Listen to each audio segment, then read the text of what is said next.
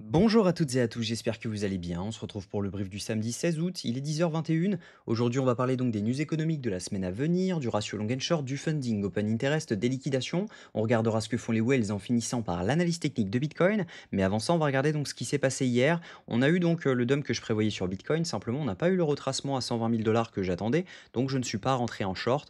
Et là, il y a pas mal de shorts qui sont actuellement rentrés, donc on n'est pas à l'abri de venir faire un petit tour à 120 000 dollars avant d'avoir un rejet.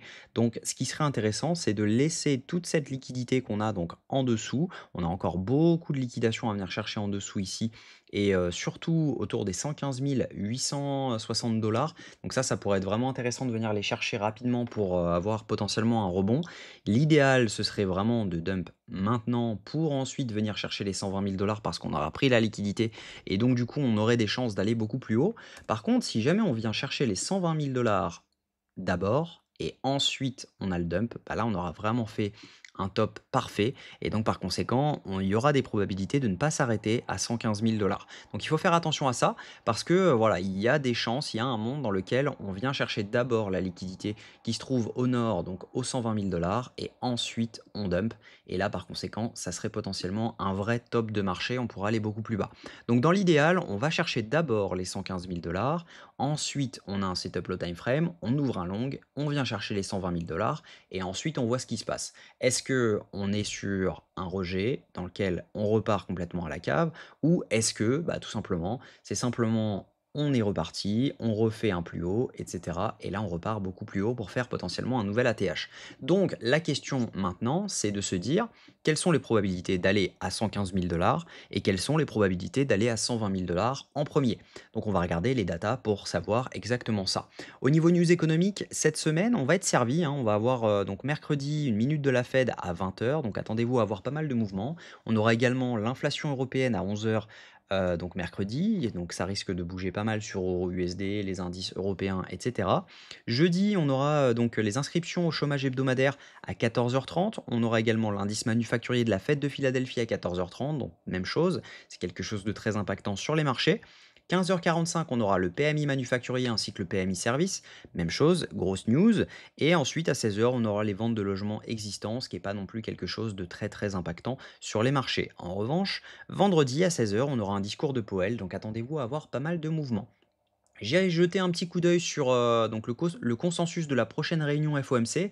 On a actuellement donc 92% de chances que les taux baissent ou restent inchangés lors de la prochaine réunion. Donc ça c'est vraiment intéressant. Donc reste inchangé, ça veut dire que si jamais on était sur 425, hein, clairement, mais voilà, il y a 92% de chances que les taux baissent ou restent inchangés, baissent de 0,25% ou restent inchangés. Donc ça c'est plutôt intéressant comme news. Si les taux venaient à chuter, on pourrait assister encore à un up sur les marchés traditionnels. Maintenant, est-ce que ça ira directement sur Bitcoin? Ça, c'est la grande question.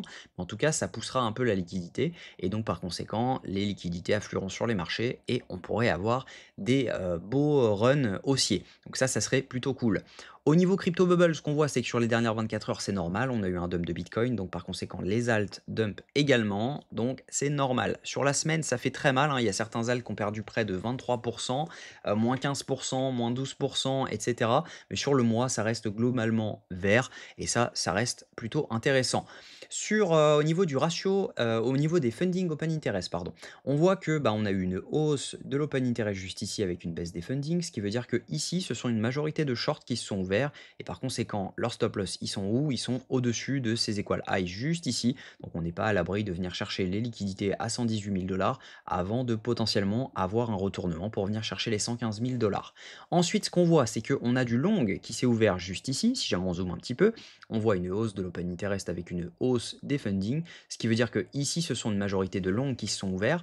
Donc, par conséquent, il y a des liquidités qui s'accumulent au sud. Donc, dans notre intérêt, il serait intéressant de venir faire ce mouvement-ci pour sortir les shorts qui sont rentrés donc juste là.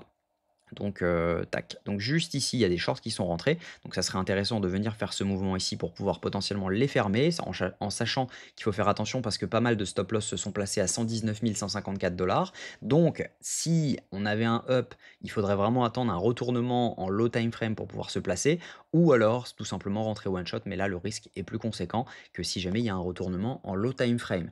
Donc logiquement, on devrait simplement prendre la liquidité au-dessus, laisser ce high tranquille, parce que si jamais on vient le chercher, c'est pour aller chercher les 120 000 de toutes les liquidations qui traînent donc depuis les dernières 48 heures, et donc ensuite venir chercher les liquidations qui se trouvent beaucoup plus bas. Donc elles se trouvent autour des 116 350 $. On va voir ça directement ensemble. Au niveau liquidation, ce qu'on voit donc, c'est qu'on a un cluster de liquidité à 120 000 $ à venir chercher, on a un deuxième cluster à 119 424 $. Donc ça, c'est les liquidations des gens qui ont ouvert des shorts sur les dernières 24 heures. Mais sinon, le gros du travail se trouve vraiment au sud, autour des 116 563 $ jusqu'aux 115 392 $. Ça veut tout simplement dire que les gens qui ont ouvert du long ont leur stop loss ou leur prix de liquidation ici. Ça veut dire que c'est là qu'on leur fera le plus mal et c'est là que pour les frais de liquidation pour les exchanges, c'est là que ça vaut le coup de venir faire un tour pour eux parce que tout simplement, vous le savez, quand quelqu'un se fait liquider, il perd pas exactement ce qu'il aurait prévu de perdre si jamais il avait un stop loss, il perd un petit peu plus pour tout simplement payer la liquidation au cas où le marché serait extrêmement volatile. C'est en termes de 10 à 20% de plus qu'un stop loss. Donc c'est pour ça que je vous invite à mettre des stop loss avant votre liquidation parce que tout simplement, si jamais vous prévoyez de all-in ou quoi, même si jamais je ne le conseille pas du tout, c'est préférable d'avoir un stop loss plutôt qu'une liquidation parce que sinon ça risque de vous coûter 10 à 20% de plus. Au niveau de ce que font les whales actuellement sont toujours en train de vendre. Donc elles ont vendu ce mouvement-ci, on le voit clairement sur la mèche baissière ici, on voit donc qu'on a eu une vente parfaite à ce moment-ci. Donc les whales ne prévoient pas encore d'acheter. On n'a pas de mouvement haussier, on est vraiment même sur une divergence de marché par rapport au prix. Donc on voit tout simplement ici, hein, on était beaucoup plus haut ici que ici par rapport à là, alors que lui, le prix, tout simplement, ici, on était quasiment à la même valeur, voire un peu en dessous. Donc on a une divergence baissière entre ce que font les whales et le prix. Donc ça veut dire que potentiellement on peut aller beaucoup plus bas, venir chercher les liquidités et ensuite, si on a un setup low time frame, on pourrait remonter un petit peu. Les micro whales n'achètent pas, tandis que les retails, eux, sont en train d'acheter. Globalement, hein, ils rachètent tout ce mouvement, donc c'est un peu l'exit liquidity des gros portefeuilles, et ça c'est vraiment intéressant parce que voilà, c'est typiquement ce qui est en train de se passer actuellement. C'est les gros portefeuilles se servent des petits pour pouvoir sortir du capital, donc tout simplement de vendre leur position en Bitcoin. Donc techniquement, ce que je pense, c'est que à court terme, on devrait venir chercher les liquidités qu'on a juste au-dessus ici. On pourrait venir chercher donc les 118 000 $, avoir ensuite un rejet. Si jamais cette bougie ne clôture pas au-dessus, ça pourrait être vraiment intéressant parce que du coup, ça voudrait dire que on est toujours baissier, donc on ne valide pas de changement de tendance en low time frame, et ensuite venir chercher donc les liquidités qu'on a autour des 115 114 000 $ pour ensuite espérer poser un bottom et venir chercher ensuite les 120 000 $. Donc l'objectif va être de venir chercher d'abord les 115 000 $ et ensuite les 120 000 $.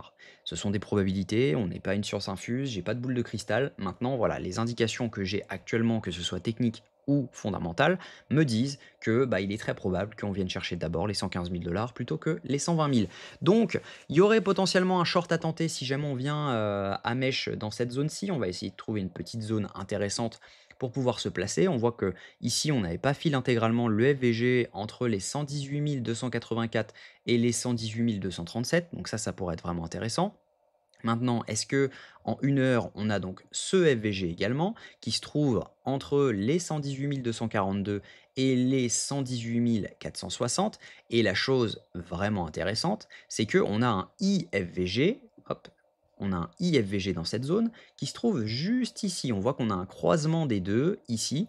Un IFVG, c'est quoi? C'est un FVG qui était créé, donc on le voyait juste ici, qui n'a eu aucune efficience, qui n'a servi à rien lors du rejet. Ça veut dire que clairement, il n'y a personne qui a cherché à protéger ce FVG. Donc ça veut dire que lorsqu'on reviendra, si jamais on y revient, dans cette zone, donc entre les 118 418 $ et les 118 461 $, ça pourrait être intéressant de se placer en short dans cette zone avec un stop loss au-dessus. Donc ça serait intéressant de placer un stop autour des 118 432 $, avec un stop au-dessus donc de cette zone-ci, donc ça serait les 119 098 $, pour venir target donc les hop, pour venir target donc sous la liquidité autour des 115 859 $. Ça donne un RR environ de 4. Donc ça serait intéressant de faire ce mouvement-ci sur le week-end et ensuite donc de continuer à accumuler du long, de faire un mouvement dans lequel on fait ça et ensuite on dump complètement. Donc ça serait plutôt intéressant. Donc l'idée, c'est de venir chercher un mouvement.